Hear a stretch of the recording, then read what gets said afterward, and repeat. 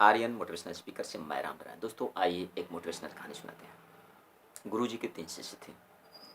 तीनों की शिक्षा उन्होंने अच्छी तरीके से दिया और जब शिक्षा देने के बाद उन्होंने कहा कि अब तुम लोगों की पूर्ण शिक्षा तब होगी जब तुम लोग एक टेस्ट से गुजरोगे।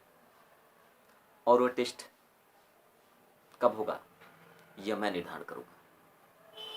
अचानक एक दिन गुरुजी एक रास्ते पर कांटे बिछा थे।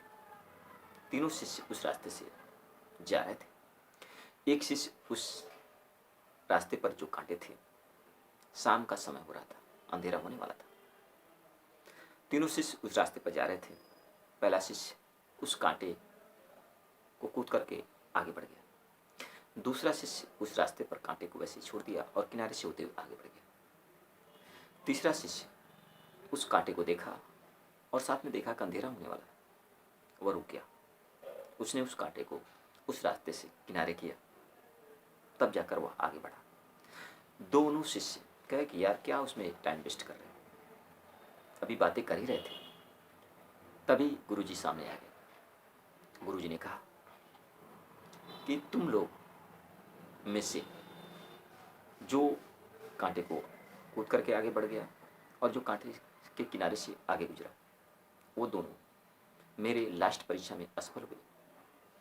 और ये जो तीसरा विद्यार्थी है जिसने उस कांटे को किनारे किया, उस लड़के ने कहा कि शाम का समय है, अंधेरा होने वाला है, मैं तो निकल जाऊंगा किसी तरह बच बचा के, पर जो आने वाला व्यक्ति होगा उसको ये कांटे चुभ जाएंगे, इसलिए मैंने उस कांटे को किनारे कर दिया। गुरुजी ने कहा कि यह पास हुआ और तुम दोनों फेल, क्योंकि इसने इस शिक्षा के साथ एक मानवता की भी शिक्षा ग्रहण कर लिया। इसलिए शिक्षा तब तक अधूरी है जब तक मानवता की शिक्षा आप नहीं प्राप्त कर लेते। दोस्तों जानकारी कैसी लगी? अगर अच्छी लगी तो लाइक करें, सब्सक्राइब करें, बेल आइकन दबाएं। धन्यवाद।